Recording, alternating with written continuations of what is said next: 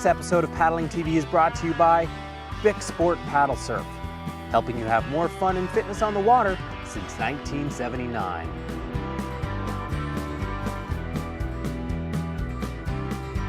For more information, visit bicsup.com.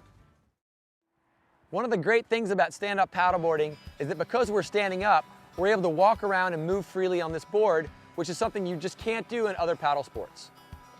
In this segment, we're going to talk about a few of the key stances, and we're also going to discuss some tips for staying balanced while you're walking around and moving on your board. The first stance we're going to talk about is what we call the neutral stance.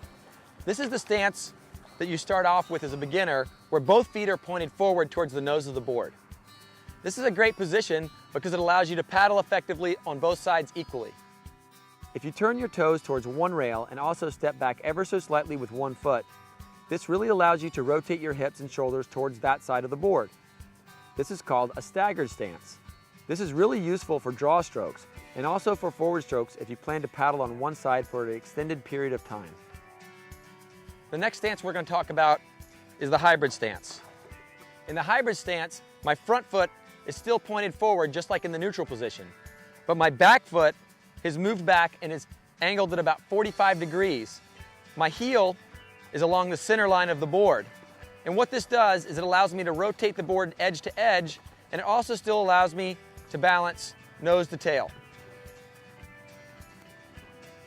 From the hybrid stance, I can go into what's called a full surf stance.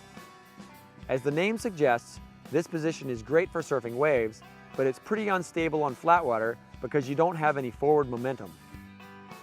Now that you have a few stances to try out, here are some tips that will help you stay balanced as you move around on your board. First off, you'll want to keep your knees slightly bent, your back straight, and think about keeping your head centered over the board as you move around.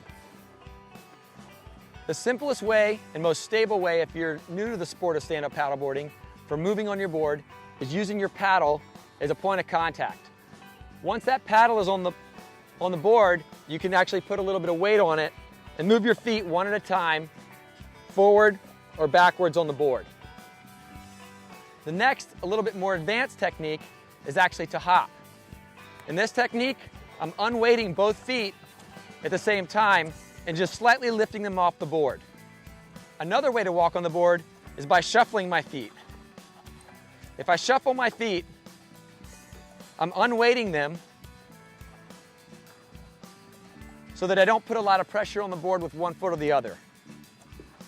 The final way, and arguably the more stylish way to walk on your board, is to cross step.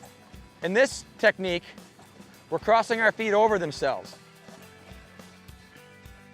As your balance improves, play around with your footwork, because the more comfortable you are moving around on the board, the more relaxed you'll be on the water, and the more options you'll have for getting out into rougher conditions.